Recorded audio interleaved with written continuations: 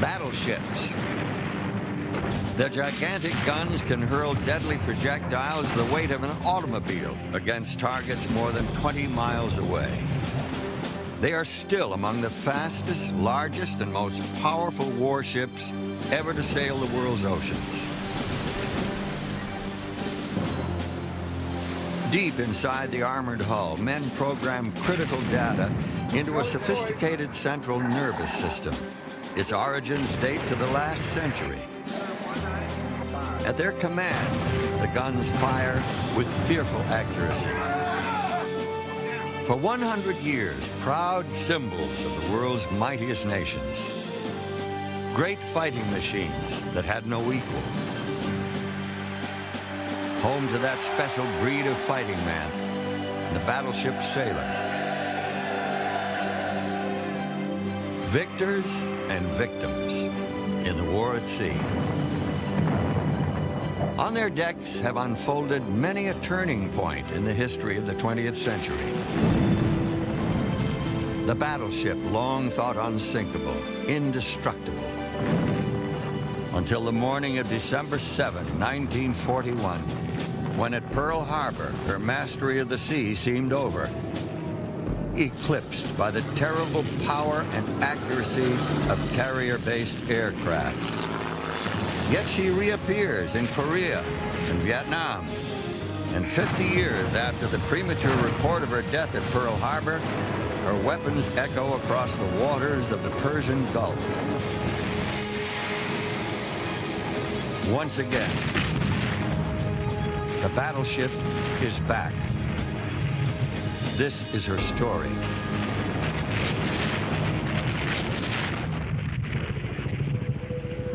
The 2nd of August, 1990. Iraq's invasion of Kuwait has been met with a swift response. A coalition of Western and Arab nations has created a massive buildup of armament in Saudi Arabia.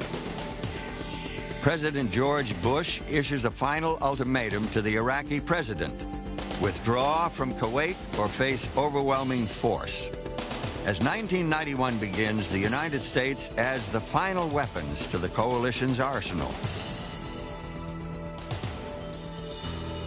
2 of America's aging battleships will answer the call. For months, the USS Missouri has been making preparations for her 3rd war. Her firepower has been modernized as she prepares to join her sister, the battleship Wisconsin, already in the Gulf. 16 January, Iraq ignores the coalition's ultimatum. 17 January, 1:40 a.m., the crew of the Missouri is at general quarters. Execute launch sequence.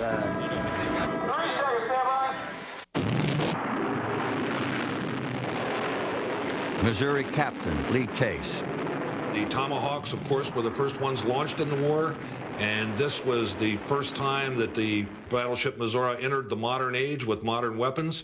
We had never had the opportunity to fire those before, and every one of them worked as advertised.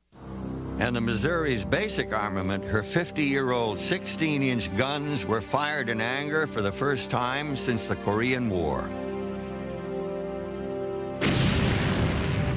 The target was the port city of Khafji, Saudi Arabia.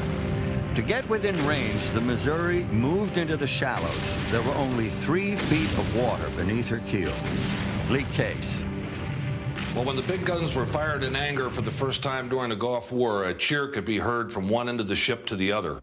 You could hear over the sound-powered phones the excitement of all the people in the plotting rooms. The turret that got to fire the first round, I think, was probably the big heroes of the day at that particular time.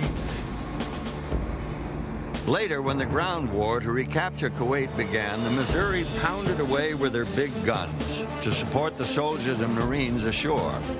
She fired one 16-inch round every 15 seconds, 9 guns firing in rotation, reloaded in under 1 minute per barrel.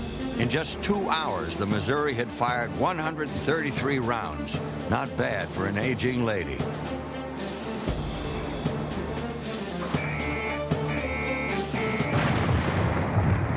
But one of the Missouri's most effective new weapons never fired a shot.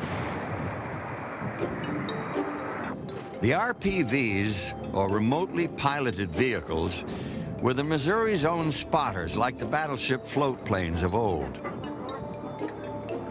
The miniature aircraft featured two camera systems, one for day, the other infrared for night viewing, when they could be most effective. The RPVs were 14 feet long, their wingspan 17 feet. Their computerized controls were operated by a pilot inside the battleship's superstructure. Rocket launched to an altitude of 200 feet in less than 2 seconds, the plane's two-cycle engine then took over. Over the enemy target, the RPV sends pictures and coordinates back to the ship. The pictures are fed into the closed-circuit TV system. An Iraqi food truck stops at a series of bunkers along a road. It is spotted by the cameras of the unheard RPV 1,500 feet above. The positions are fed into the Missouri's computer, and when the big guns fire, they are precisely on target. Proof positive that the 50-year-old big guns can still do their work.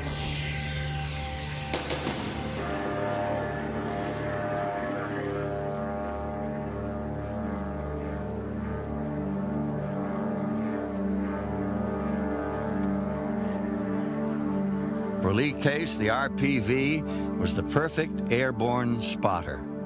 So there was a perfect blend of the old and new on board Missouri in the Gulf War, and both the old and the new contributed to our success. The USS Missouri fights on, America's most historic battleship, the newest technology now grafted to her aging body. Like her battleship sisters, she was born to another time, another place.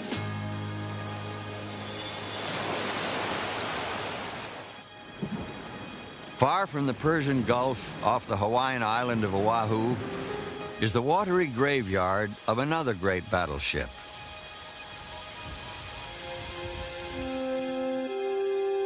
The remains of some 900 American sailors and Marines still lie within her twisted wreck. The battleship Arizona rests quietly below the peaceful waters of Pearl Harbor. Oil still escapes from her tanks. For this was once a living ship, forever doomed on the morning of December 7, 1941. Dick Fisk was the bugler on the USS West Virginia. I sounded first call around 5 minutes to 8 for colors. We were looking towards the Arizona and then towards the two mountains there, and then we saw a group of airplanes coming in, and we thought that they were ours. Dan Martinez is an historian at the Arizona Memorial. On the morning of December 7, 1941, his grandfather was finishing his night shift. He was walking to his car when the first torpedo planes roared right overhead about 150 feet in altitude. At first he thought it was just a mock battle or drill. It was no drill. At 7:55 that Sunday morning, the clock began to tick away the final minutes of the battleship era. The great warships were all there, awaiting Admiral's inspection.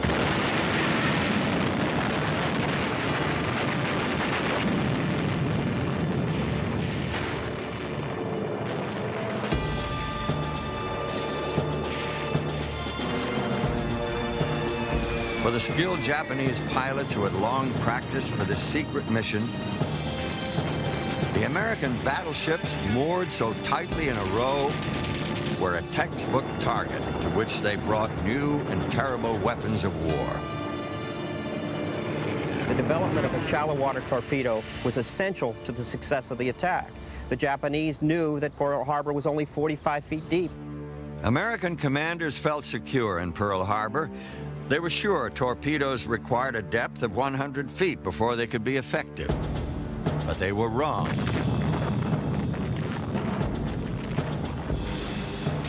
We just took torpedo after torpedo, and come to find out we had actually 9 torpedoes in us. Equally destructive was the armor-piercing bomb dropped from an altitude of 10,000 feet. The point of this bomb, with its delayed action fuse, was meant to penetrate inside the ship, then explode. We were looking toward the Arizona when this whistle come by. It sounded like a freight train, and it landed just forward of the #1 gun turret.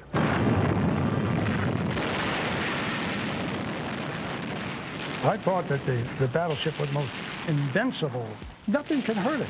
16 inches of armor plating? Ain't nothing gonna go through that. The Arizona foundered in 9 minutes and burned for 2.5 days.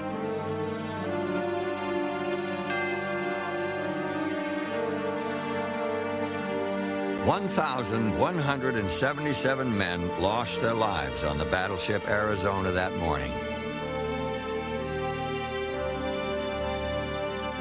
With the death of the Arizona, it seemed, died the battleship itself. For half a century, the universal symbol of naval pride and power. The Americans were stunned by the daring of the Japanese. I think there was an arrogance on the part of America to understand that the Japanese were capable of these things.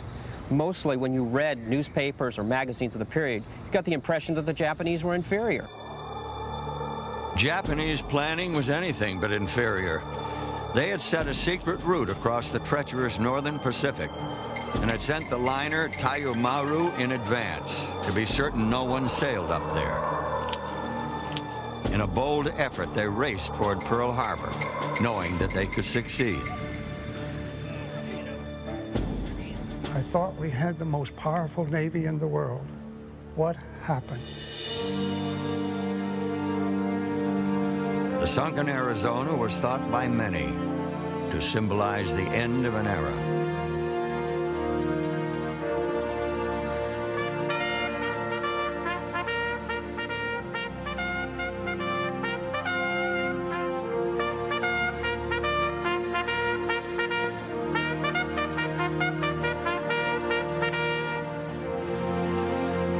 Today, there are no battleships on Battleship Row.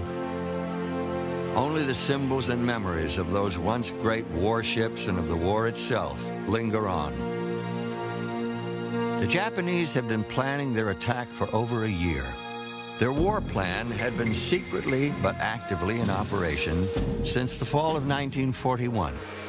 It included the conquest of Guam, Wake Island, Hong Kong, the Philippines, and Malaya. It began with their surprise attack on the Americans. On December 8, just one day after the fateful and tragic attack at Pearl Harbor at the British Admiralty in London, the leadership of the Royal Navy met to debate the future deployment of its 2 warships,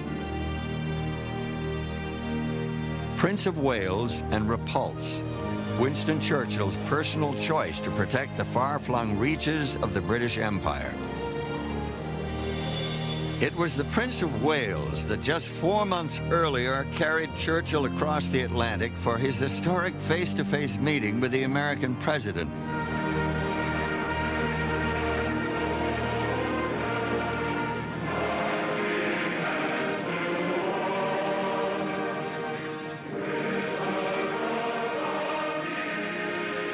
Symbolically, under the guns of the British battleship, they had signed the Atlantic Charter.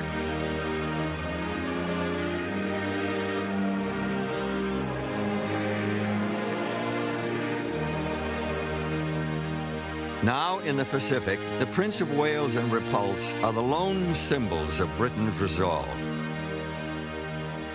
The question, should these 2 now be rushed to Pearl Harbor?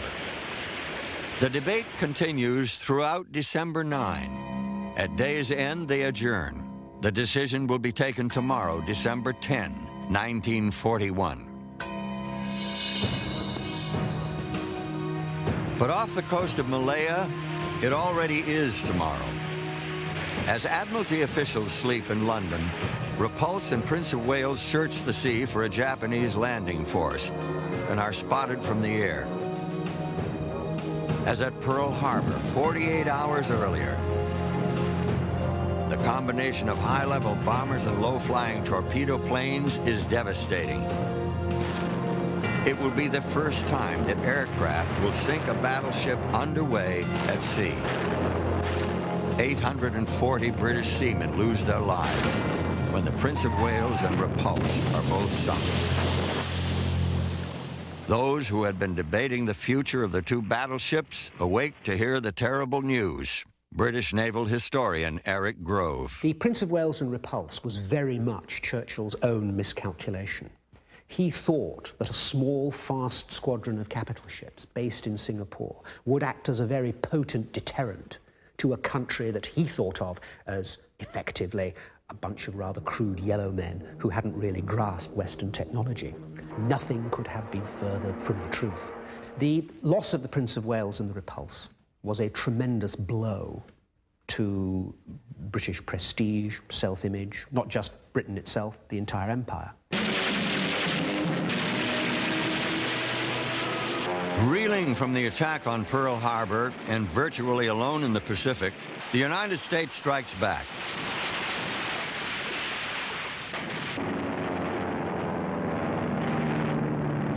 Her two Pearl Harbor-based aircraft carriers were at sea during the attack on December 7. By the spring of 1942, they had ravaged the Japanese fleet in the battles of the Coral Sea and Midway. At Midway alone, the Japanese lost 4 carriers and over 300 planes.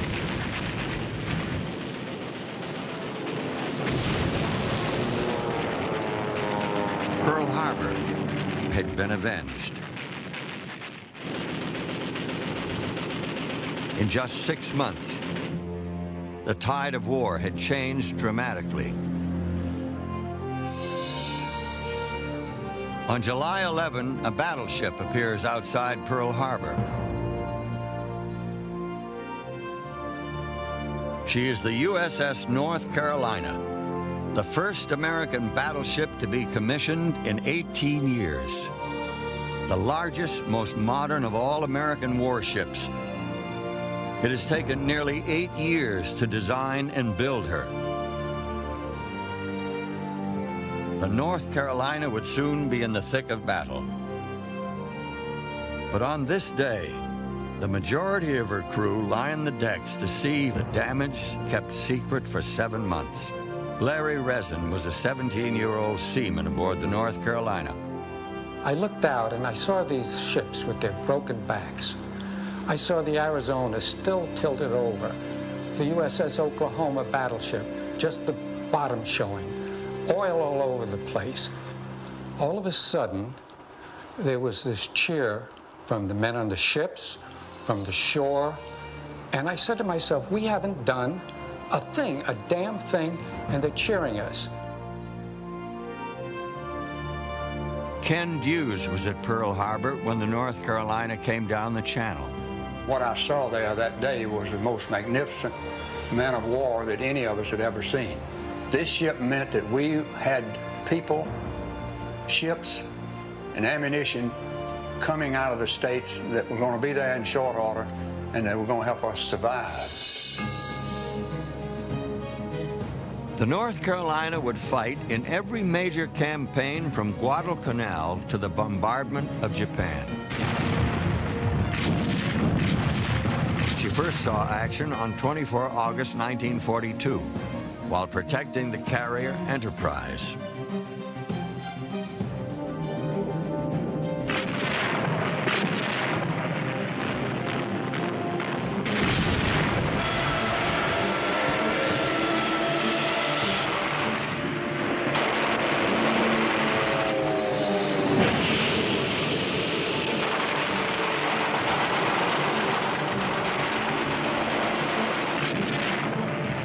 Her performance was remarkable, since at the time she had none of the 40mm anti-aircraft guns with which she would later be equipped.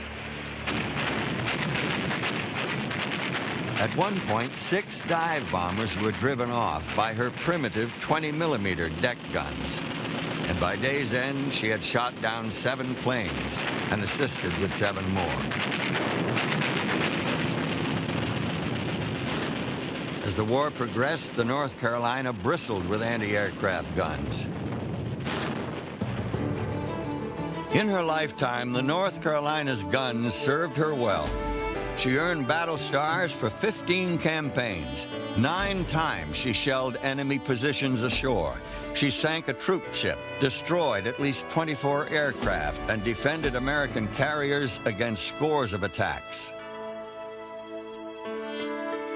In 1942, the North Carolina was a symbol of America's new strength in the Pacific.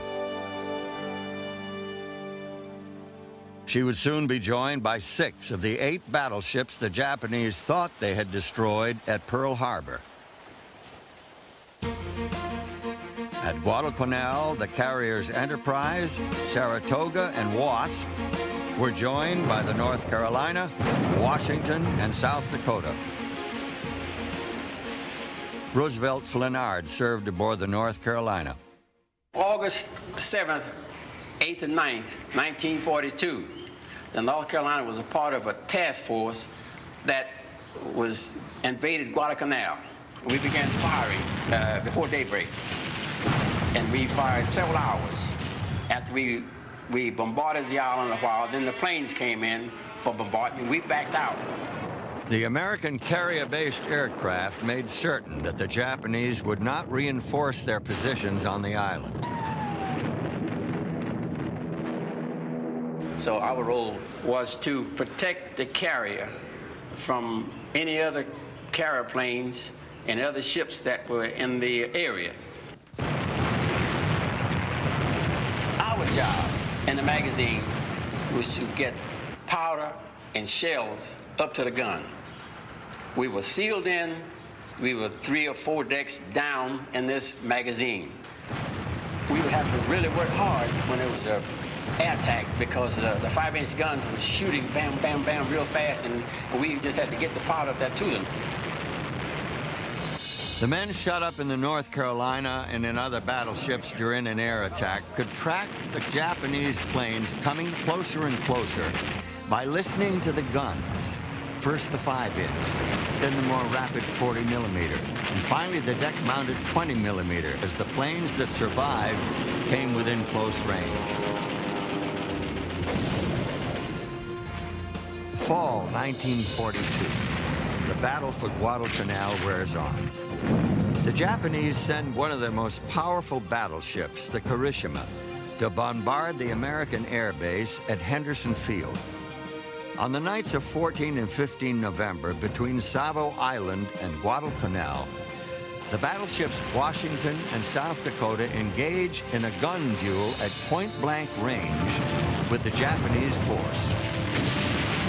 The South Dakota is severely damaged, and the 4 American destroyers accompanying the 2 battleships are disabled in 20 minutes. The destroyer Preston took several direct hits before she sank. Her combat cameraman, Robert Reed, was thrown into the water. For nearly 3 hours, he watched the action. It was a duel between the Washington and the Kirishima. The Kirishima was outgunned. Her 14-inchers could not penetrate the Washington's steel-armored belt. The 16-inchers of the Washington did penetrate the 14-inch belt of the Kirishima and spelled her doom. She apparently burned and exploded until she finally went down, according to the battle reports, around 3 a.m. or 3:30. Throughout 1943, the Allied offensive grows ever stronger. American technology and training overwhelm the enemy.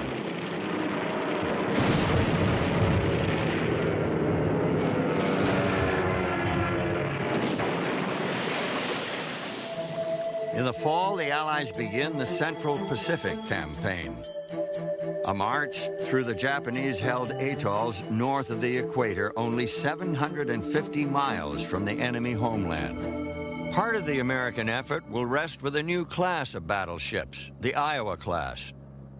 The Americans had long been wary of Japanese plans in the Pacific. When 4 years before Pearl Harbor, Japan began to build 3 large battleships, the United States increased the size of its battleships to 45,000 tons, their guns to 16 inches. The result was a new class of battleship, named for the first of their kind, the USS Iowa.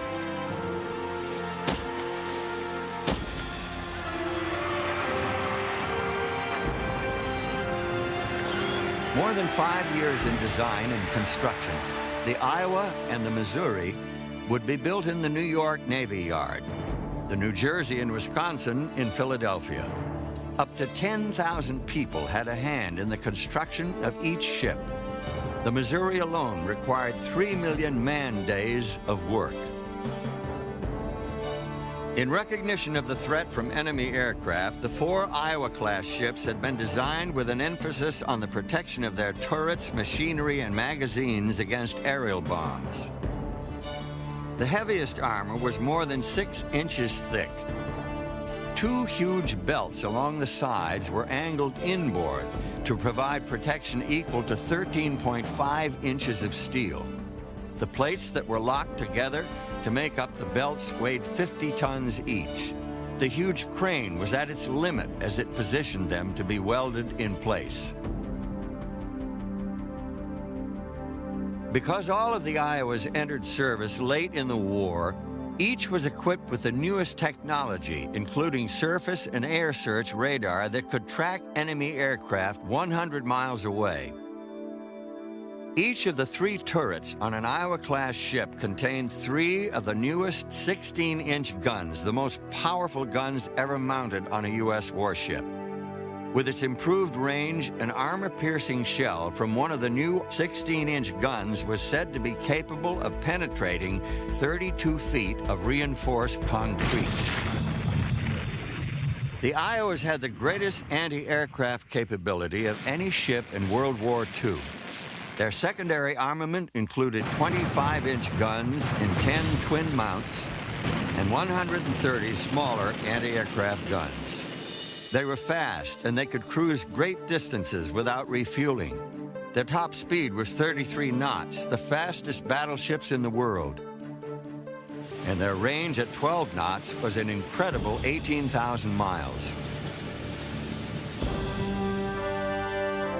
The new battleships were run by crews of over 2,000 men. The Iowa-class battleships would see action in the Pacific in the closing months of World War II. By 1944, in the Philippine Sea, the fast carriers fighter planes, supported by the battleship's anti-aircraft fire, were destroying the heart of Japanese naval aviation. Now the Americans begin to feel the extent of Japan's desperation. Naval historian Paul Stilwell. In the autumn of 1944, as the Americans got into the Philippines, the Japanese were so desperate in their defensive stance that they inaugurated the Corps of Kamikazes, planes flown by men who were in effect human fire control systems for the bombs they carried. They were deliberately willing to sacrifice their lives because of the code of the warrior that said dying for the emperor was the highest honor. The kamikazes' primary targets are the wooden decks of the American aircraft carriers.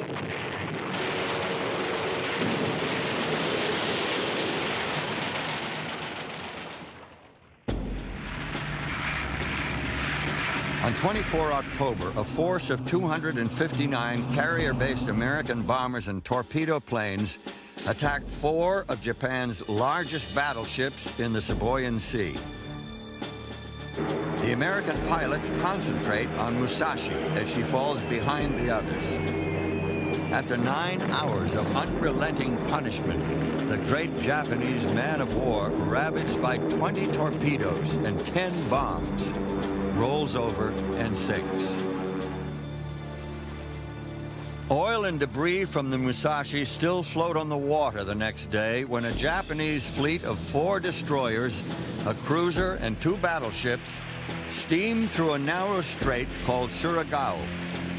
The Japanese are unaware that at the north end of the strait, the Americans have assembled 8 cruisers, 26 destroyers, and 6 battleships.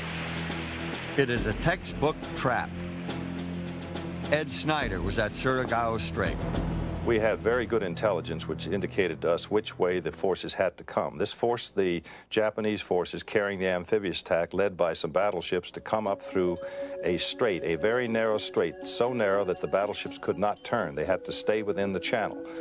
I, as gunnery officer, was tracking the Japanese lead battleship through the optics of the rangefinder, which in effect was a sight. I had it in the crosshairs, and it suddenly occurred to me that that the pagoda-like mast of this Japanese ship was absolutely filling the optics. We were that close, and as I recall thinking, my God, that looks just like the pagoda mast of a Japanese battleship that I learned about in recognition class back at the Naval Academy.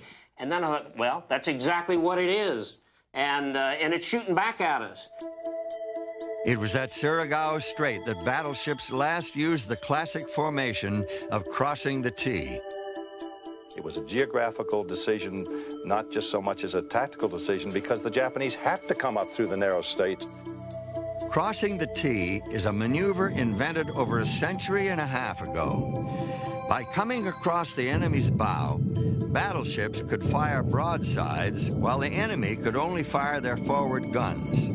At Surigao Strait, the Americans crossed the T on the Japanese. We saw these tracers going through the sky, and they were coming from our battleships and all converging on the Japanese battleships. The battleships that we had backing us up, the Maryland, the California, the West Virginia, the Pennsylvania, the Mississippi, and the Tennessee. What poetic justice that these ships that were sunk at Pearl Harbor are going to go into action against Japanese battleships. Admiral Yamamoto was wrong to think that he could destroy the American resolve. He was right when he said, "I fear we have awakened a sleeping giant."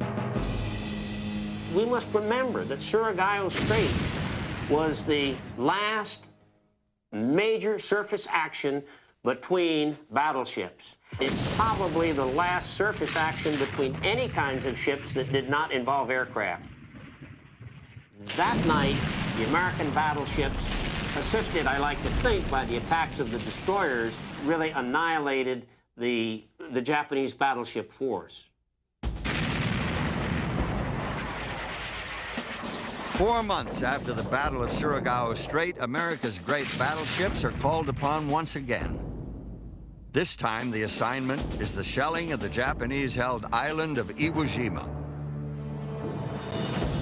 One of the 8 older battleships is the West Virginia, back from the grave of Pearl Harbor.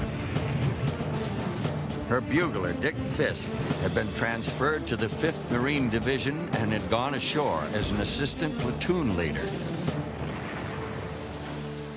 The big guns was firing their shells into Mount Sorbaji. It was exhilarating because we said, boy, now we got some firepower behind us. We're not alone out here. They're going to wipe this place out. Larry Resin was aboard the North Carolina. When they fired the main battery, that's the 16-inch guns where the projectiles are about as tall as I am. If they fire 9 of them at once, 2 things happen. Once, the recoil actually slides the ship sideways in the water. That's a lot of movement. But the other thing, especially in my battle station, you get a sucking out of the air in your lungs. I mean, the vacuum created by the projectiles taking off creates a vacuum. In March of 1945, only the island of Okinawa stood between the Allies and the Japanese mainland. And Okinawa was fiercely defended. For the Americans and for the Japanese, the battle for Okinawa would be the most costly action of the Pacific War. 75,000 Japanese, 13,000 Americans, and 150,000 Okinawan civilians would be lost. America's battleships were there to prepare the way. The North Carolina and the other 3 ships of the Iowa class, Missouri, Wisconsin, and New Jersey, joined the older but still highly accurate New Mexico and Tennessee. The Allied landings began on Easter Sunday, 1 April 1945. They were accompanied by massive bombardments from the battleships. With the defense of Okinawa, the Japanese unleashed Operation 10 Go, the largest, most concentrated kamikaze campaign yet.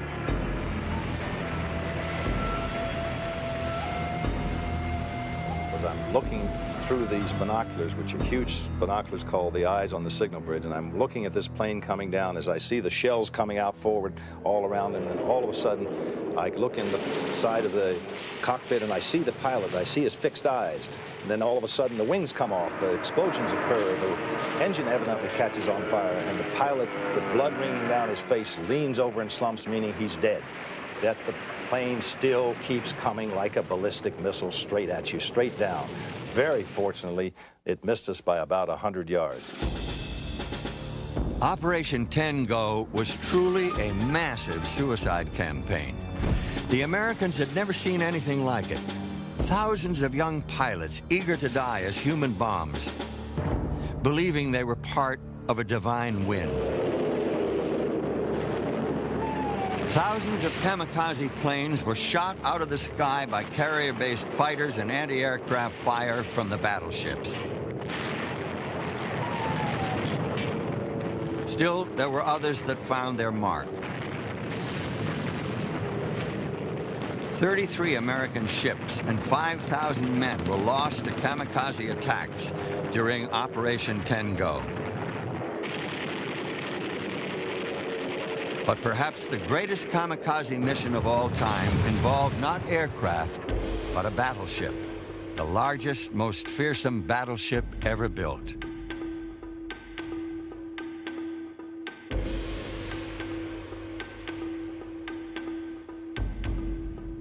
Four years before the attack on Pearl Harbor, the design for a new and massive battleship was secretly being tank tested in Japan's Kure shipyard.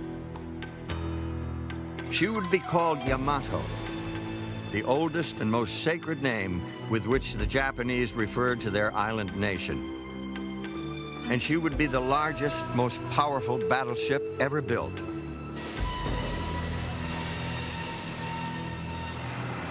A huge roof covered the behemoth.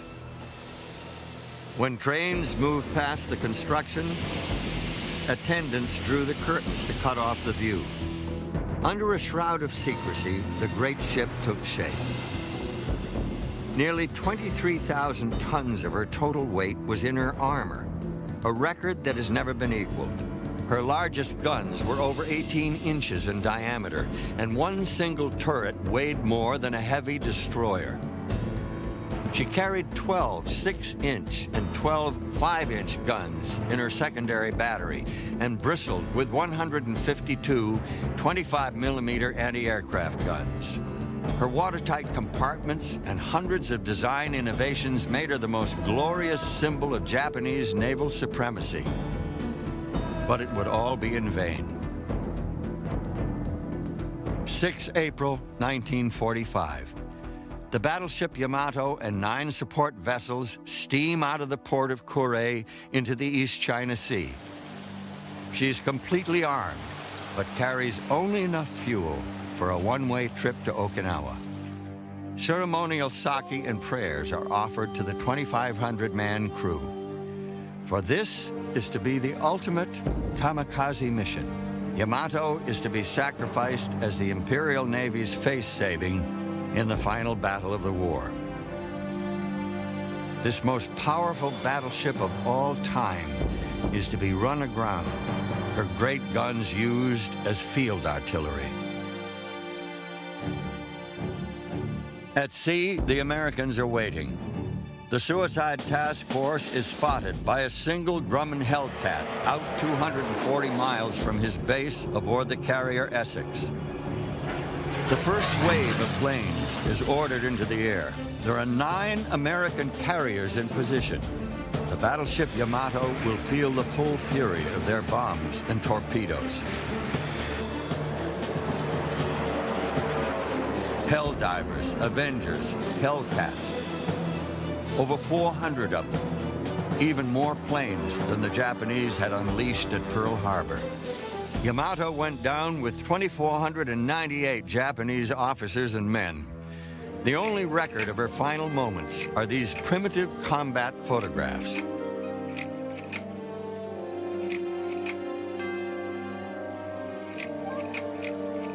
But one can imagine such horror by recalling the death of another invincible battleship, HMS Barham, when a motion picture camera was there. The mushroom cloud from the Yamato was said to rise so high in the air that it was visible from the Japanese mainland 50 miles away. Yamato had become the symbolic funeral pyre of the Empire of Japan. For 50 years, the battleship had been the world's ultimate weapon, national policy represented by the threat of her powerful guns. The road to 2 world wars began with the creation of the first modern battleship. Work began in 1905 on an entirely new generation of battleships called Dreadnought.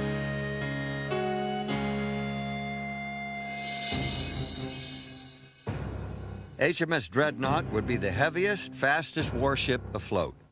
Her firepower was concentrated in 10 12-inch guns. To protect her magazine, she was wrapped with armor plate 11 inches thick.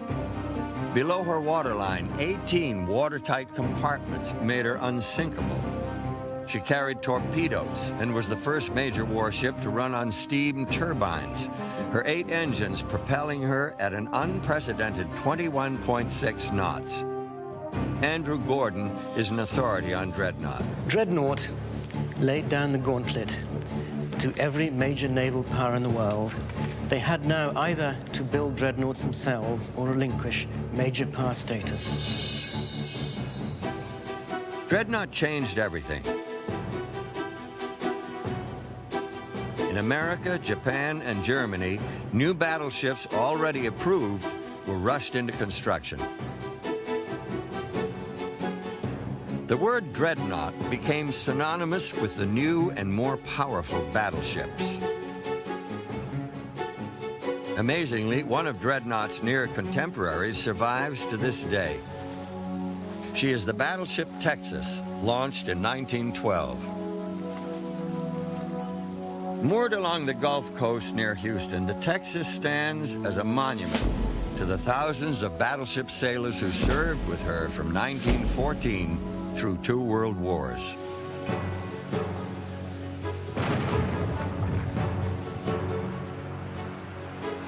The guns on the Texas were controlled by primitive computers. Armor plate on her sides was a full 12 inches thick. Each turret was manned by 24 sailors who lived and worked in dark, cramped quarters.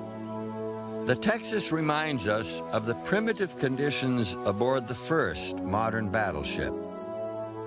Steve Nelson is an historian and head curator of the Texas.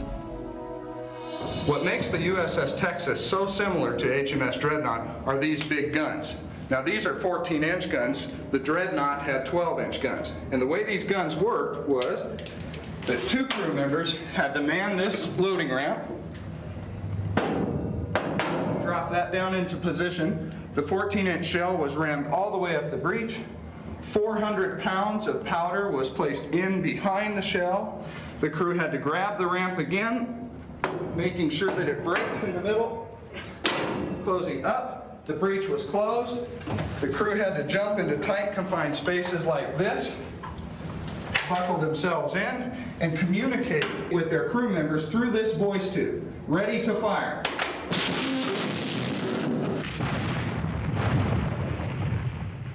Ironically, Dreadnought would never fire her great guns in anger. Yet, within the decade, her existence would propel the world into war. June 28, 1914. The Archduke of Austria and his wife are assassinated by anarchists. The world explodes into war.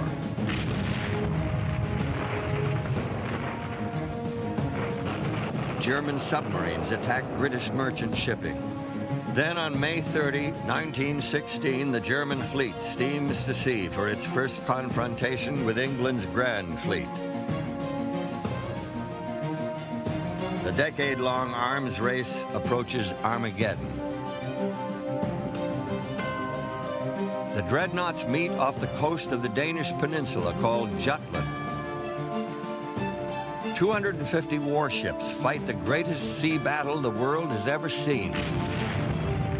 When it is over, 25 ships have been sunk, 8,465 men killed, over 1,000 wounded. John Samita is an historian and authority on the Battle of Jutland, as is Eric Grove. They are at Admiralty headquarters on London's Pall Mall.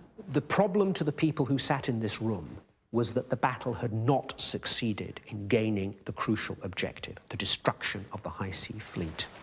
The battle did succeed in proving that the dreadnoughts were vulnerable. The German reaction was to keep her battleships in port for the remainder of the war. The British had failed to win an overwhelming victory at Jutland because the success of their big guns at long distances in the smoke and haze was only 2 or 3% of hits to shots fired. The problem for the Royal Navy at the Battle of Jutland was her battle fleet was prepared before the war for a battle that was going to take place at much lower ranges. The British were working on a system of firing battleship guns at very long ranges. It was based on the work of Arthur Hungerford Pollen, who created a primitive computer before the word computer had been invented. Pollen developed the idea of using very advanced rangefinders that were gyroscopically stabilized against the motion of his own ship, a very advanced analog computer, very advanced systems of transmitting the calculations of that computer to the guns. The Pollen system would have greatly improved accuracy, but was too expensive and was rejected by the Admiralty. They'd been informed by their intelligence that the Germans intended to fight at very short ranges. Their intelligence was dead wrong. This raised huge question marks over the whole way the British Royal Navy did its business. Admiral Beatty was in close contact with the Board of Admiralty who sat in this room. He said, there's something wrong with our bloody ships today and something wrong with our system. In the closing days of World War I, in the Adriatic Sea, an Italian speedboat fires its torpedoes at 2 Austrian dreadnoughts. A combat cameraman aboard the Tagetov watches as 2 milky white tracks head for the St. Stephen. These pictures document the first sinking of a battleship by a simple torpedo exploding below her armor belt, where she was to prove as vulnerable as any other ship. The primitive camera grinds on as nearly 1,000 men are lost.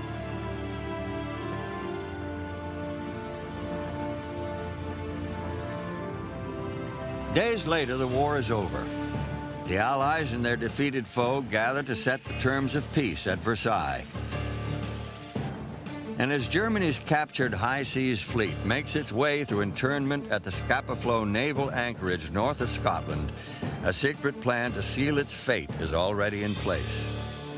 On the morning of June 21, 1919, German sailors aboard their captured ships carry out their orders, scuttling 51 vessels, including their prized battleships, rather than hand them over to England as prizes of war. Their rotting remains still litter the bottom of Scapa Flow. As the new decade gets underway, disarmament is the mood of the day. The worldwide focus of attention is on the battleship, that single most expensive symbol of a nation's military strength. The cry for the destruction of these major weapons and the distribution of the peace dividend into social programs is not unlike the mood that swept America after the Cold War.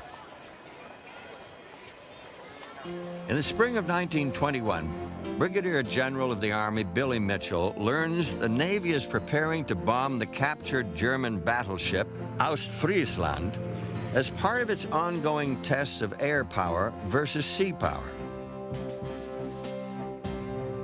For Mitchell, air power is an idea whose time has come. He fervently believes that the airplane will make armies and navies obsolete. July 19, 1921 is an auspicious day. Billy Mitchell has gathered 50 correspondents and 300 dignitaries to observe the events as a military band begins the festivities at Virginia's Langley Field. The crowd watches throughout the day. Mitchell's pilots drop bomb after bomb, but damage is minimal. The next day, Mitchell's Martin bombers are equipped with 2,000-pound ship killer bombs. They are the biggest bombs in the world. Today, they will find their mark. Some are set to explode 30 feet beneath the surface of the water, as if multiple torpedoes are striking the ship from below, where she carries no protective armor. Finally, the Ostfriesland slips beneath the waters of the Chesapeake just 21 minutes after the day's work began. Air power has met the battleship head-on, and it's been a bad day for the Navy. And so, in the fall of 1921, with Mitchell's triumph as prologue, the International Disarmament Conferences begin in Washington.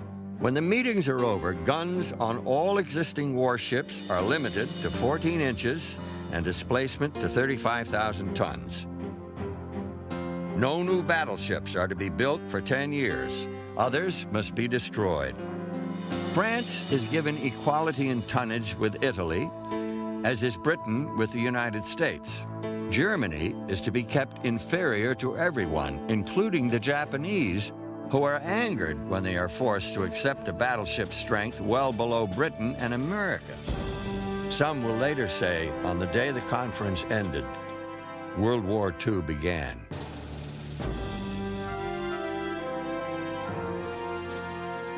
Soon, Japan and Germany would embark upon the path of rearmament and conquest.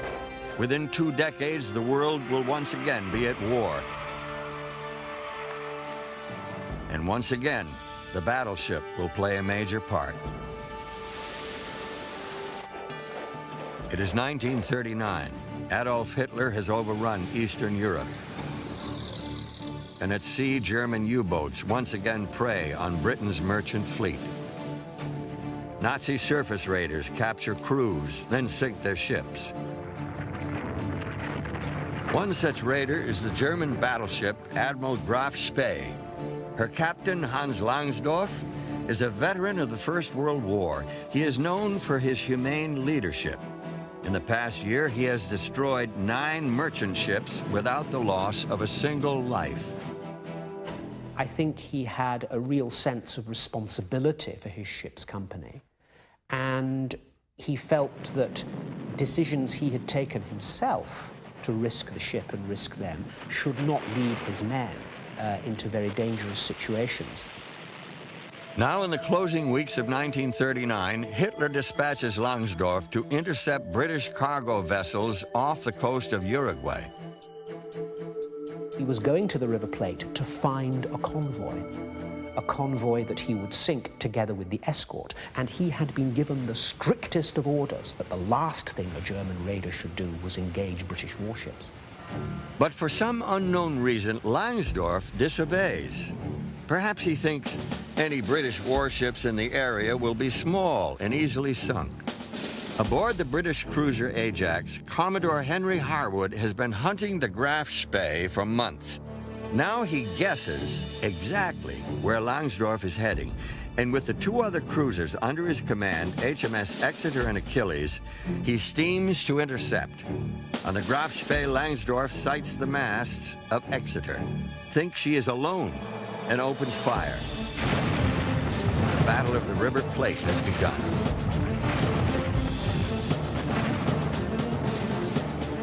The Graf Spee's gunnery is superb.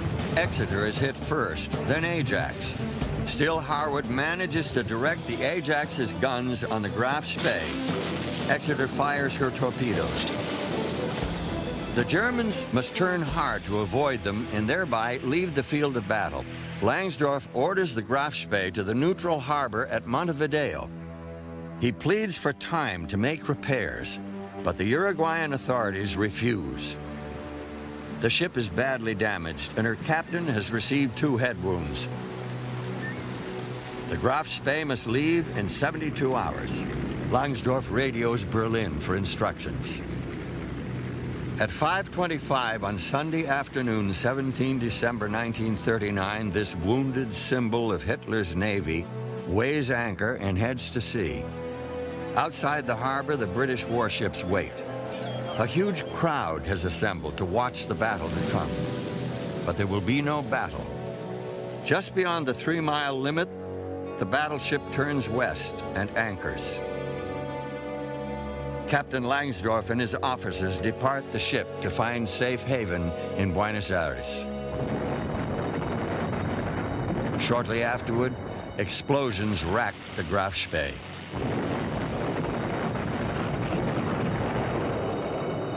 Two days later, alone in his hotel room, Langsdorff commits suicide. He was found lying on the German ensign, the ensign of the ship, perhaps trying to atone with his own sacrifice for the disaster he had brought upon the German Navy. July 1940, in London, Prime Minister Winston Churchill confronts a new crisis. France has fallen to the Nazis. The fate of her navy is yet to be determined. France had a first-class navy, and if it had fallen into German hands, then British security would have been threatened, American security would have been threatened, and the whole naval situation would have been transformed. The neutralization of the French fleet was a necessary condition for the survival of the United Kingdom. Churchill forbids French ships in British ports to put to sea. He dispatches a powerful squadron of warships to confront what remains of the French force in the Mediterranean at a place called Mirs el Kabir, Algeria. It is an impressive show of British sea power. 2 35,000-ton battleships, the carrier Ark Royal, and leading the squadron, Britain's ultimate symbol of naval supremacy, the battle cruiser HMS Hood. At 42,000 tons with 8 15-inch guns, the Hood is considered the most powerful warship in the world. At 32 knots, she is also among the fastest. HMS Hood is the embodiment of British sea power, an imperial status symbol. Aboard the Hood, in command of the British Strike Force, is Vice Admiral James Somerville.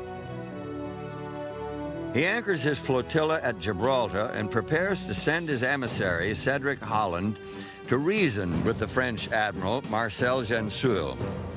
In a final briefing to his officers aboard the Hood, Somerville is grave. "I am ordered to inform the French. They must either bring their ships to British harbors and fight with us, steam with reduced crews through a British port and demilitarize their ships immediately, or scuttle them. Should the French be unwilling, we must then destroy the French ships." For 2 days, Holland travels back and forth between Gensoul and Somerville. The Admiral is immovable. If he accepts any of the British options, he will betray his word to the Germans and France will be punished. And so shortly after noon on July 3, 1940, the Hood trains her guns on the port of Mirs el Kabir, where 4 French battleships and a collection of auxiliary vessels lie defiantly at anchor. France and England have not fired a shot at each other in 125 years. The British battleships open fire. In just 10 minutes, 3 French battleships and a destroyer are out of commission. Churchill has called it the deadly stroke. When it is over, 1,290 men of the French Navy are dead. 1,000 more have been wounded. the French admiral presides over the mass burial. He says, "If there is a stain on the flag, it is certainly not on ours." Aboard the Hood, Admiral Somerville writes to his wife, "We all feel thoroughly dirty and ashamed. I think it was the biggest political blunder of modern times." The action of the British squadron that summer of 1940 remains a controversy, but at the time, the symbolism was clear.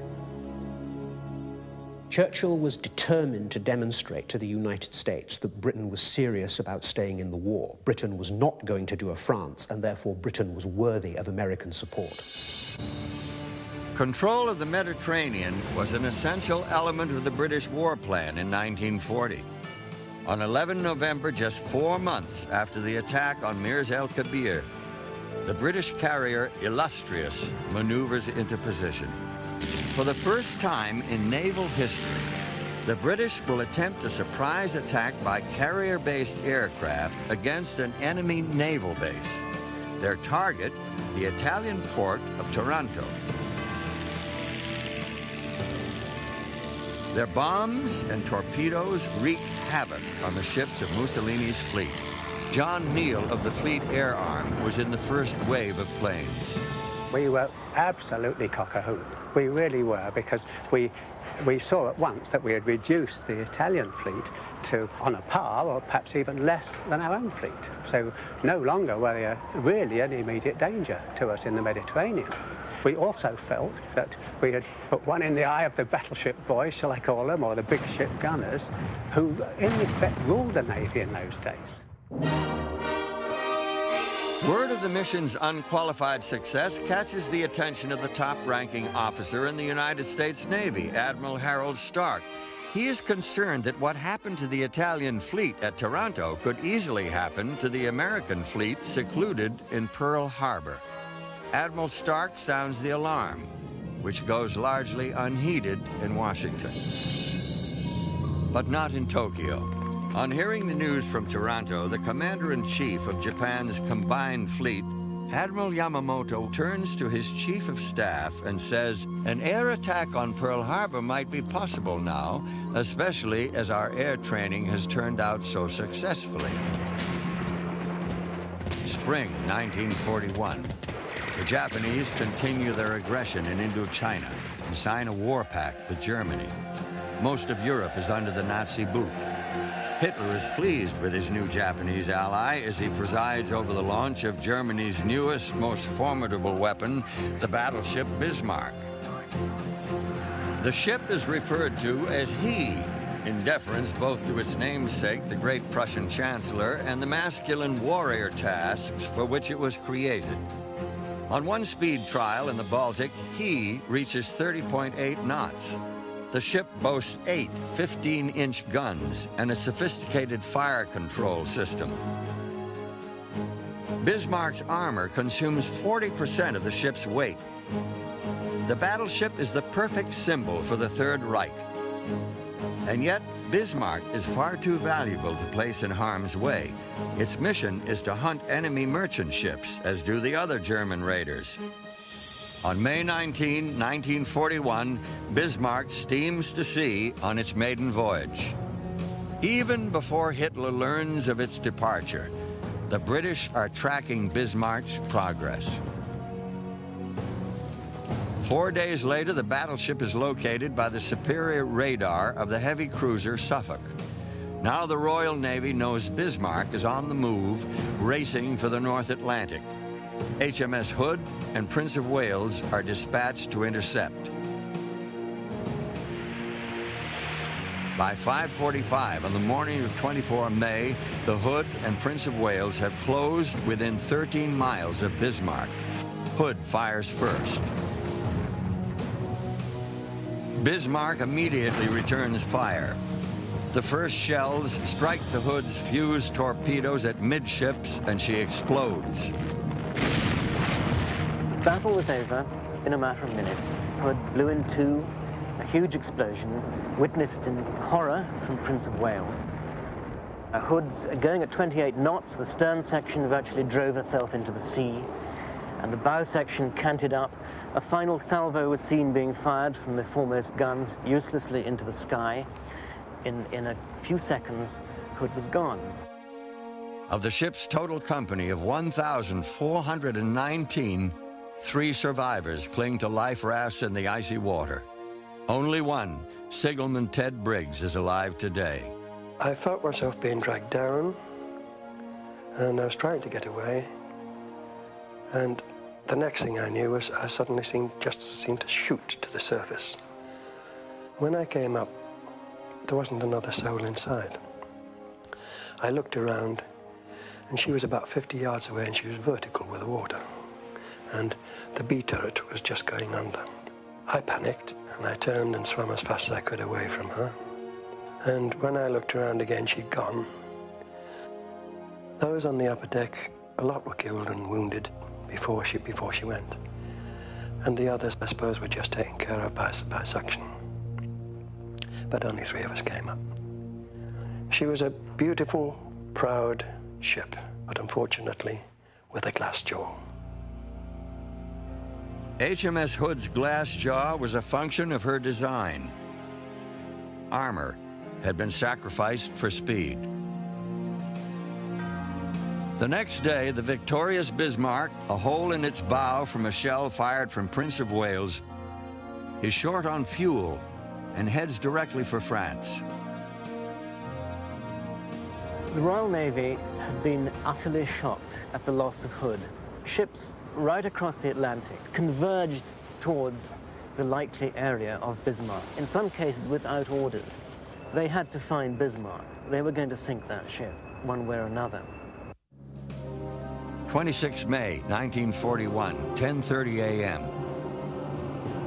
A Catalina flying boat dives through the clouds for a better look at a huge ship below. It is met with a hail of gunfire from the Bismarck, trailing oil at 20 knots, less than 12 hours from freedom in France. But only 50 miles away is the British carrier Ark Royal. Within minutes, 15 of the Ark Royal's swordfish are in the air. Most of their torpedoes will miss, but one jams the Bismarck's rudder and plants the seeds of its destruction. Royal Navy battleships will finish the job. Bismarck died under very severe bombardment, was shot to pieces at close range. It was very bloody, and nearly 2,000 men died. It was a human tragedy. A very stout ship, slow death, hammered to pieces. In less than half an hour, the greatest German warship of all time rolls over and sinks. The victim of 400 shells, 15 well-placed torpedoes, and British resolve to revenge the Hood. By the fall of 1945, after more than 6 years of the fiercest fighting the world has ever seen, all of Germany's battleships have been sunk, and Japan's monster battleship, her last hope for victory, is also at the bottom of the sea. World War II is over.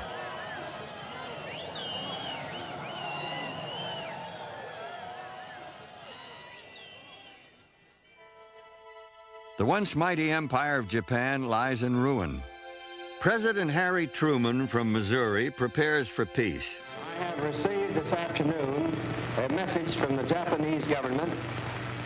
He has determined that the unconditional surrender of Japan will take place most symbolically upon the deck of the battleship Missouri in Tokyo Bay. The Americans have come back to Japan to anchor very near the spot where in 1853 Commodore Matthew Perry anchored to demand that the Japanese open their nation to the West. The events of the day will be carefully documented.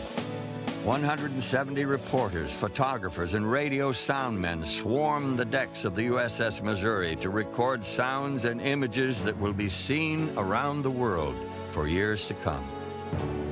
To this day, the battleship Missouri remains the most historic of all American battleships. For naval historian and battleship veteran Paul Stilwell, the Missouri is an heroic symbol, for on her deck, one era ended and another began. And so it was on September 2nd, 1945, that General Douglas MacArthur came to this ladder at 9:01 on that Sunday morning while the Japanese were waiting for him to come down and accept the surrender of a proud but defeated nation. As the general walked forward, on his left was an American flag flown out from Annapolis for the ceremony. It had been on board Commodore Matthew Perry's flagship in Tokyo Bay in 1853. Farther to the left were dozens of American officers wearing khaki. The Japanese ahead of him were in top hats and morning coats. The Japanese looked up to this towering superstructure and saw hundreds of pairs of eyes boring down at them. There was an eerie silence on board the deck of the Missouri as General MacArthur came to the end of his walk. Standing just about here, his hand trembling slightly, at 9:02, he began a short speech looking beyond the war. We are gathered here to conclude a solemn agreement. At 9:04, Foreign Minister Mamoru Shigemitsu signed on behalf of the Japanese nation. Then the military representative. Then General MacArthur signed for the Allied powers. Finally, one by one, the representatives of the Allies came forward. Whereby these proceedings are closed. And so, on board a battleship, ended the greatest war in human history. Today, the Missouri remains the pinnacle of battleship design and technology. Still ready, it would seem, for another fight or yet another symbolic mission. On that infamous Sunday morning in 1941, Japan had sought to destroy every one of America's battleships in a single stroke. Yet here on the deck of a battleship, they surrendered without condition to the overwhelming force of the United States and her allies.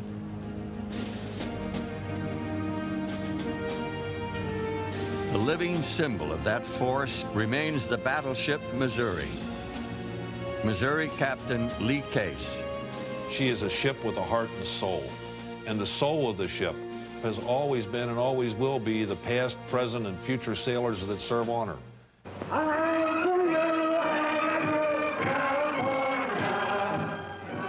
In peace and war, the tradition of the American battleship sailor grew large, enhanced by competition of every kind. They were like rival schools cheering on their own.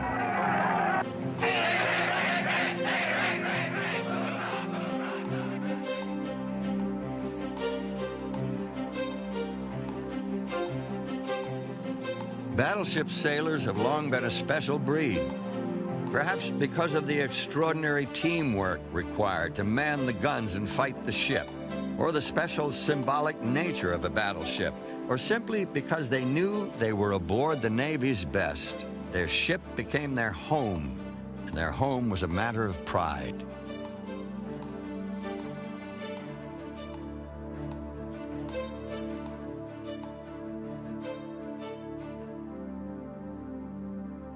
Between 1920 and 1941, America's fleet included up to 18 battleships that cruised the oceans of the world to train their crews and fly the flag. A powerful symbol that the American Navy was a genuine deterrent to any would-be aggressor. And among those pre-war American battleships was the USS North Carolina.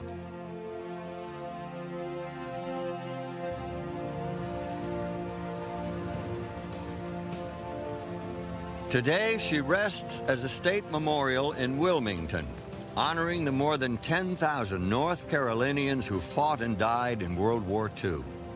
Welcome to the USS North Carolina. A visit aboard the North Carolina is a visit back in time. And as you begin it, let us tell you something about this giant of a ship. We should start by saying there have been 3. Here, some 2,500 men once lived and worked, and carried on the business of war in a city at sea.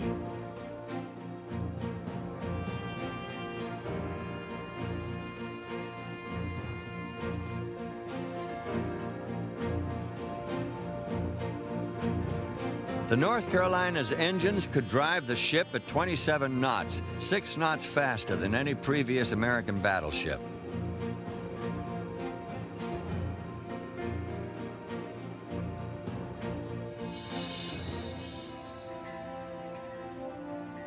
Here rest the 9 great guns of her main battery, fired 2,396 times in 9 operations by crews that often worked around the clock in the suffocating heat of the Pacific.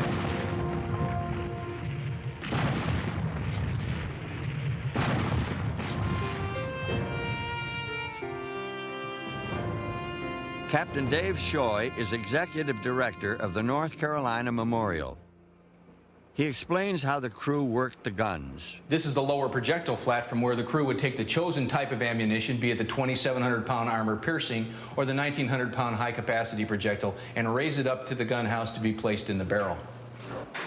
Each steel barrel weighs 96 tons and can be loaded in 30 seconds. The first projectile is already in place to be raised up to the gun house. Once this projectile is clear, the next projectile is slid into place. A full 9-gun broadside of armor-piercing projectiles delivers a total weight of 24,000 pounds and can penetrate more than 20 inches of the strongest hardened steel. For every projectile, it takes 6 90-pound powder bags.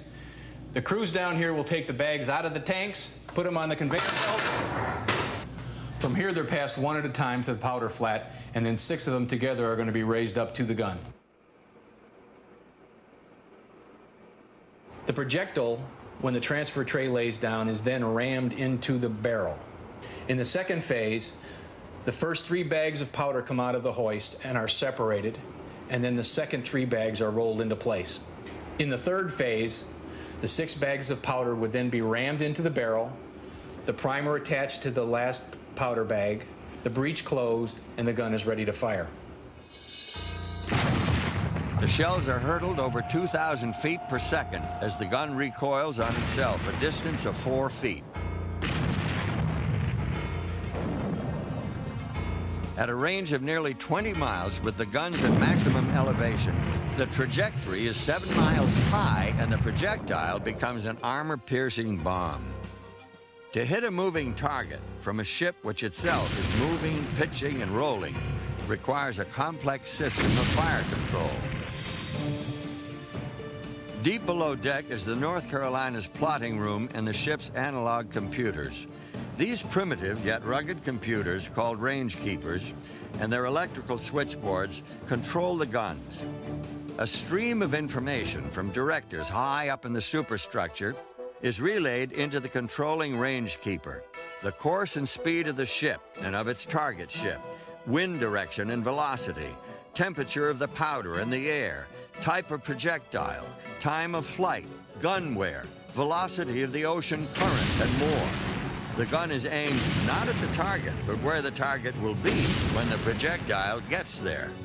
Linked to the controlling range keeper is a gyroscopically operated device called the stable vertical.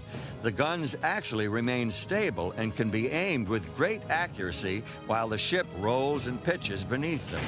The 5-inch guns were controlled by the same kind of computers or range keepers as the 16-inch guns, but loading was a manual operation. Dave Shoy. The 5-inch gun uses a projectile and a single powder case, as opposed to the 16-inch gun, which uses a projectile and 6 powder bags. So it is simpler for the operators to load them out. They will lay the projectile and the powder bag in the tray and then ram the 2 pieces into the barrel.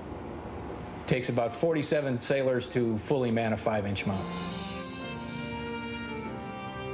Today, visitors relive what it was like to serve aboard such a ship. In passageways and living spaces below the main deck, thousands of battleship sailors made their home in ships like the North Carolina. They slept and ate and worked and played and worked.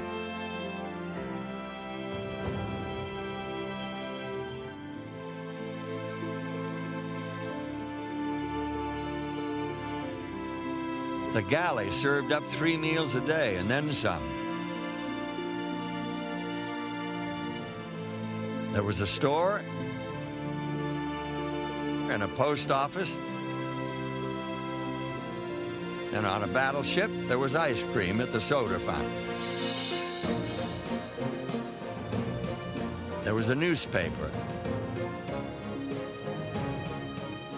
a tailor, and a cobbler, and always there were decks to polish. As night falls, the North Carolina looms large against the Wilmington skyline. Her great guns glow in the moonlight as she awaits yet another day to welcome her visitors, eager to know what it was once like aboard one of America's most decorated battleships. Although the North Carolina came home to stay, others would soon return to the battle line in defense of freedom. Sunday, 25 June 1950, 6 divisions of the North Korean Army, spearheaded by over 100 Soviet-built tanks, crossed the 38th parallel to invade South Korea. The United States, through the United Nations, is committed to defend South Korea. But what remains of America's once great battleships rests in mothballs.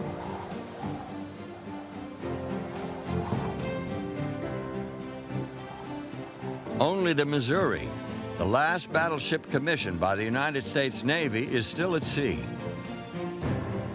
Among her peaceful and symbolic missions, the Missouri traveled to South America and brought President Harry Truman home from an international conference in Rio de Janeiro in 1947. He and his family enjoyed life aboard the historic warship. He mixed with the crew, took walks, and actually waited in line at the barbershop. He admitted to being a first-time crosser of the equator and accepted his initiation as a pollywog and high spirits.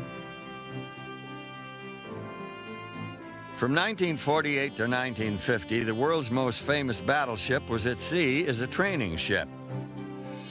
When North Korean troops marched into South Korea, she was quickly ordered back to Norfolk to be loaded with supplies and live ammunition. The Missouri would be going back to work as a battleship. In time, she would be joined by her 3 sisters of the Iowa class, the Iowa, Wisconsin, and New Jersey. All 4 reactivated from mothballs for wartime duties to protect the fast carriers and bombard North Korean positions ashore.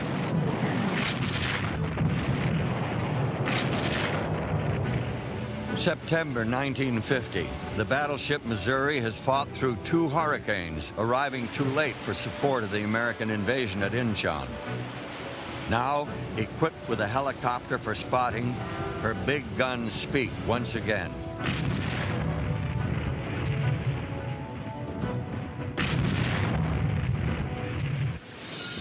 Just before Christmas 1950, the Communist Chinese came into the war on the side of the North Koreans. 7 Chinese divisions converged on a single division of American Marines at Chosin Reservoir. The Marines fought their way to the tiny port city of Hungnam. The Missouri was there. Lee Royal was aboard. We fired night and day. It was a warning to the Chinese and North Koreans not to interfere with the Marines coming off the beach. Hungnam was in flames. The American Marines, along with North Korean civilians, their goats and chickens, had escaped. The last of the UN soldiers had set charges in the ammunition dump to keep it from the approaching Chinese. As the Missouri weighed anchor to leave the harbor, the earth shook with a gigantic explosion. While the Missouri was steaming in Korean waters, her sister ship, the New Jersey, was being recommissioned.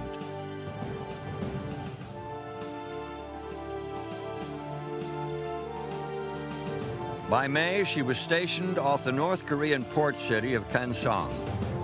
At 5 in the morning of May 20, the guns of the New Jersey were fired in anger for the first time since 1945. After 6 months of operations off the coast of Korea, the New Jersey is relieved by her sister ship, the Wisconsin. And for 6 months in 1952 by the Iowa. Before the war is over, all 4 Iowa-class battleships will have seen action in Korean waters.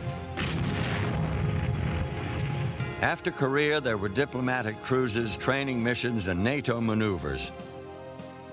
But in November 1957, the Wisconsin completed her final cruise and followed her 3 Iowa-class sisters into the mothball fleet. For the first time since the 1890s, the United States was without even one active battleship. Throughout the first half of the politically charged 1960s, America became increasingly involved in a war in Southeast Asia. Perhaps a battleship could save American lives. But the battleships of the Iowa class slept in mothballs. Then, in 1967, the word came down: bring back the New Jersey. Within months, she would be guided into dry dock at the Philadelphia Naval Shipyard, where her great hull would leave the water for the first time in a decade. The men of the shipyard had done this job before, some of them when she was first built in the early 1940s. From scaffolding high in the superstructure and in spaces below, the men of the Philadelphia yard would bring the ship back to life, updating her electronics for the Navy of the 1960s. Finally, after nearly a year of work, the reborn New Jersey steams triumphantly to sea. On September 29, 1968, the world's only active battleship arrived off the coast of Da Nang, South Vietnam, ready for work.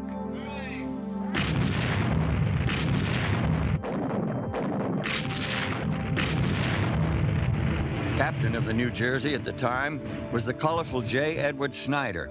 The commanding officer of the field hospital said that he was taking incoming means that the North Vietnamese were shelling his hospital while they were trying to do operations. And would I consider lobbing a shell over his hospital just for the heck of it to try to see if that would stop them? And I said, well, I'd be perfectly willing to do that. Let me take a look at what the situation is. And of course, one of my officers said, you can't fire over your own troops. And I said, they're not troops, they're the hospital. He said, well, that's worse. I said, oh, shut up, we're going to do it anyhow.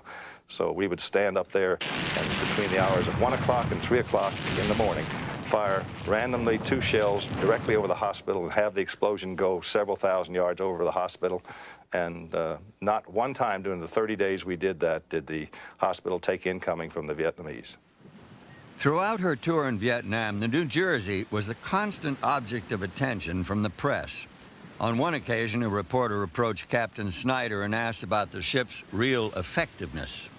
I said to him, well, why don't you ask the people we're supporting, for heaven's sakes? They're the people that know whether I'm effective or not, or whether the ship's effective. So he goes ashore, he comes back, and he shows it to me, and he plays me the tape. And the last line of the tape was, if it hadn't been for the Big J, they would have zapped our ass. By June of 1969, the New Jersey was back home in friendly waters. And only 6 months later, on a damp and chilly day in Bremerton, Washington, an old story was being repeated once again. For the second time, the New Jersey had been consigned to the mothball fleet. Her new captain, Robert Peniston, voiced the feelings of many when he said, "The hour cometh, and now is to say farewell. Rest well, yet sleep lightly, and hear the call."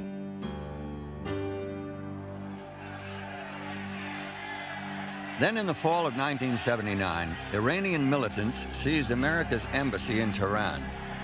The Soviets invaded Afghanistan, and the United States was perceived by some as weak, unwilling, or unable to act. But by 1981, America had a new president, and Ronald Reagan's Secretary of the Navy, John Lehman, had new ideas to build an enlarged fleet organized around aircraft carriers and recommissioned Iowa-class battleships. By summer, President Reagan had signed the new defense legislation, and all 4 of the Iowa-class ships were on their way back. They would be transformed, modernized with the very latest of weaponry. No longer would their offensive action be limited to the range of their historic 16-inch guns. 8 box launchers for 32 Tomahawk cruise missiles with a range of 1,500 miles and 4 quadruple canister launchers for 16 close-in Harpoon anti-ship missiles were mounted in the superstructures. 4 Vulcan phalanx weapon systems would provide defense against enemy aircraft and incoming missiles. New communication systems, air search radar, and improved living spaces equipped the Iowas for the 1980s. To replace and refit what was required of the original equipment no longer manufactured, the Navy secured tons of items from America's museum battleships, the North Carolina, Alabama, and Massachusetts. The 1982 recommissioning of the New Jersey cost $326 million. More than 3 times what it cost to build her in 1941. But to Secretary Lehman, intent on creating a new Navy, symbolic of America's status as a world power, she was more than worth it. By 1983, the New Jersey is bright and new once again. She cruises as the centerpiece of a new battle group. She is part of a peacekeeping force off the coast of Lebanon. For 6 months, she cruises the coast and shells Syrian gun positions ashore. In time, she is joined at sea by the USS Iowa and her sister ships, Missouri and Wisconsin. Ralston, what do you have on Skunk about 5 degrees off the port bow? Yes, sir. It's Skunk India, bearing 255, 21,000. Course 075. Evaluator, I have an update on the Kenda. Very well. All stations report ready for call for fire. All stations report and ready to call for fire. Report ready to call for fire. On a routine training mission in the spring of 1989, as the crew of the Iowa prepares to fire the center 16-inch gun in No. 2 turret, something goes terribly wrong. 47 sailors are killed in a tragedy that to this day has not been fully explained. And as the Cold War comes to an end the next year, the Iowa and her sister, the New Jersey, are again to be decommissioned. Only the Wisconsin and Missouri continue to cruise and train with the modern Navy, flying the flag, awaiting the day when they too will be returned to mothballs, sold as scrap, or converted as museums. No one yet realized that America's 2 remaining battleships would soon fight their 3rd war. Perhaps their final war. In Operation Desert Storm, the battleship was once again an integral part of the American strike force.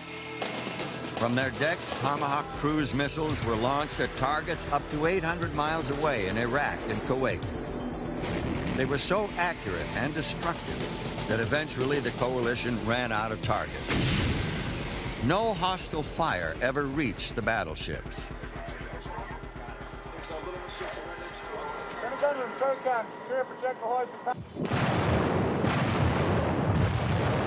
The relentless bombardment from their 16-inch guns helped pave the way as the troops of the coalition entered Kuwait City unopposed. And all the while, the battleship sailors aboard their ships watched their success, as did the rest of the world.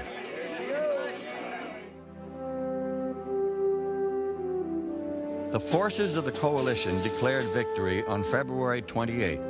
During the final days of the land war, the men of the Missouri had performed for 4 straight days without sleep in the best tradition of the battleship sailor, Lee Case. Sailors on other ships are always watching sailors on battleships. They're trying to emulate them. They would like to be there in their place. They know that they're in a position where they're always on display. And the sailors on board a battleship have to carry out the task that they're assigned to do, but they have to do them better than the rest of the fleet, and therefore they're always 6 inches taller than the rest of them. On the 6th of March, the Wisconsin departs the Persian Gulf. The Missouri heads for home on the 21st. they will sail into a post-Cold War world of military downsizing and critics who still remember the tragic explosion aboard the Iowa. By September, the Wisconsin has been decommissioned and the Missouri's days are growing shorter. But she will make one last symbolic and ceremonial voyage. She is going back to observe the anniversary of the event that plunged America into World War II. Paul Stilwell.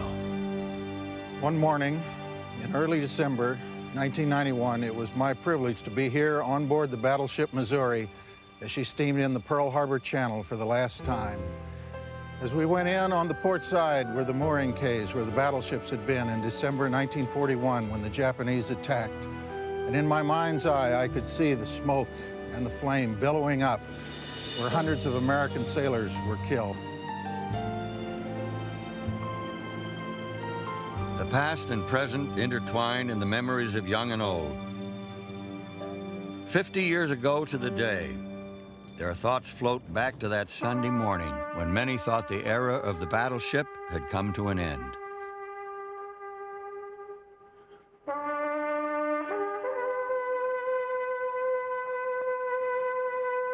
For the Missouri, symbol of all the great battleships of the Second World War, it has been a journey back in time. The next chapter in her long life can now begin.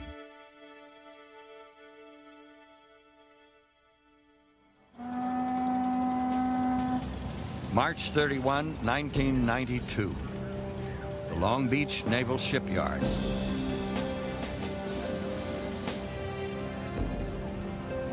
Her equipment inactivated, her compartment stripped of every usable item. The world's last active battleship is to be decommissioned.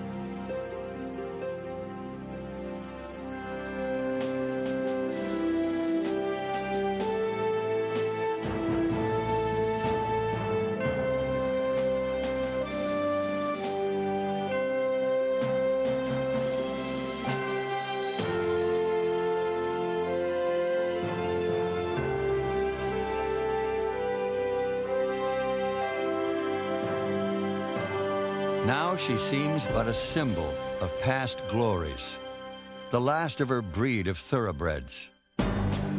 For 100 years, they changed the world into which they had been born. Dreadnought began an arms race that never seemed to cease. To this day, major powers still seek the ultimate weapon. For the first 50 years of its life, the battleship was that weapon, the nuclear weapon of her day. Now, one by one, America's last battleships have been retired, fitting memorials to the thousands who died in war. Texas, Massachusetts, Alabama, North Carolina. And now the Missouri is in receipt of her final orders, her guns silenced, her system shut down. She will pass from history into legend and take her place moored near the battleship Arizona as a memorial in Pearl Harbor. Two great warships that mark the beginning and the end of the greatest conflict in human history.